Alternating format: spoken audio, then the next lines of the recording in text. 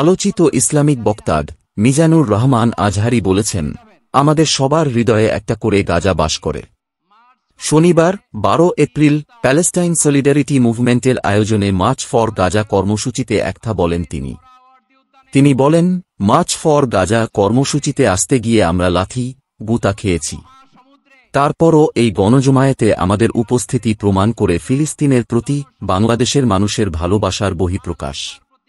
তিনি আরও বলেন, ভৌগোলিকভাবে আমাদের অবস্থান ফিলিস্তিন থেকে বহু দূরে হলেও আমাদের একেকজনের বুকের ভেতর বাস করে একটা ফিলিস্তিন, আমাদের হৃদয়ে বাস করছে একটা গাজা। মার্চ ফর গাজায় কি বললেন আজহারি? মার্চ ফর গাজা কর্মসূচিতে ঘোষণাপত্র পাঠ করলেন মাহমুদুর রহমান।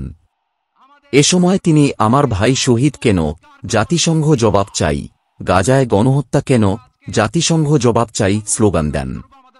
এর আগে আজ সকালে নিজের ভেরিফায়েড ফেসবুক পেজে এক স্ট্যাটাসে তিনি লেখেন, আজকের মার্চ ফর গাজা কর্মসূচি নিছক কোনো পদযাত্রা নয়, এটি আমাদের এই অঞ্চলের মুসলিমদের ঐক্যের এক নতুন নারায়ে তাকবীর, নারায়ে তাকবীর, দিন ইসলাম, দিন ইসলাম, ফিলিস্তিন, ফিলিস্তিন,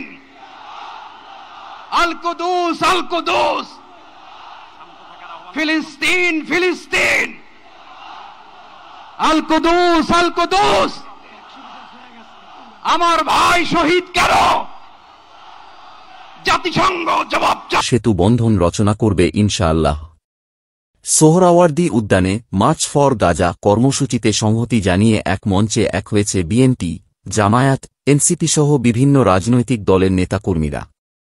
পাশাপাশি কর্মসূচিতে সংহতি জানিয়েছে শিল্পী, কবি, বিভিন্ন সামাজিক যোগাযোগ মাধ্যমের জনপ্রিয় মুখ।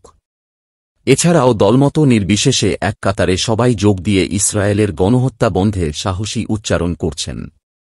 এদিকে গণজমায়েত কর্মসূচিকে কেন্দ্র করে রাজধানীর কারওয়ান বাজার ও বিভিন্ন এলাকায় সেনাবাহিনী ও আইন শৃঙ্খলা রক্ষাকারী বাহিনী অবস্থান নিয়েছে।